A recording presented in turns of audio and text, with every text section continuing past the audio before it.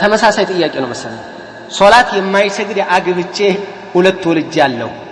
አላውቅም ነበር ልጆቼ ዲቃላ ይሆናሉ እኔስ አብሬ የኖርኩት ዚና ይሆንብኛል በተደጋጋሚ ተናግሬያለሁ ይሄን ልጆቹም ዲቃላ አይደሉም አንቺም ዝሙት ላይ አልነበርሽም ጥሩ ነው ብለሽ ስታስቢ ስለነበረ አሁን ካወቅሽ በኋላ ግን አትቀመጪ ውጪ ልጆችሽም ዲቃላ አይደሉም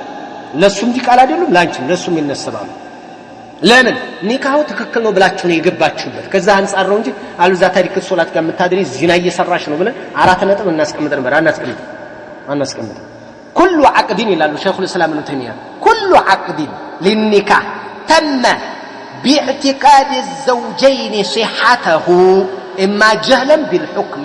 او تقليدا لمن قال بصحته من اهل العلم فهو نكاح تترتب عليه اثار الشرع وينسب فيه الابناء لابائهم ባልና ሚስት ኒካሃችን ደህና ነው ብለው ይሄንን በማሰብ ሁክሙን ካለማወቅ የተነሳ ወይንም አካባቢያቸው ላይ ያለው ተቅሊድ አድርገው ተጋቡ ታሪክ ሶላት አገባች ወይ ደግሞ አህባሽ አገባች አታቀውም እንደ አካባቢው ሁኔታ ብላ ነው የገባችው እሷ ስለዚህ ዝሙት ሰርተሻል ልጆቹም ዲቃላ ናቸው የሚል ሁክም አይሰጥም አሉ ሸይኹ الاسلام ابن تيميه رحمه الله تعالى قال شيخ الاسلام ابن تيميه فان المسلمين مسلمون متفقون منسم منت አላቸው على ان كل نكاح اعتقد الزوج ባል ያሰበበት ኒካህ انه نكاح صحيح صائغ ጥሩ ኒካህ ነው ብሎ አገባሁ ብሎ ትዳሬ ብሎ ጎጆ ቀልሶ ነይ እስኪ አንድ ላይ እንኖር ብሎ ሚስቴ ናት ብሎ አግብቶ ይዞ የተቀመጠው ነው ይዳወጥ ያፊ በዛ ኒካህ በዛ ግንኙነት ካደረገ فانه يلحقه فيه ولد ልጆቹ ናቸው ويتوارثان يورثان باتفاق المسلمين من بملو مسلم ስምምነት مجموع الفتاوى ላይ ይሄን አስቀምጧል بارك الله فيكم ለዚህ ነው እኛ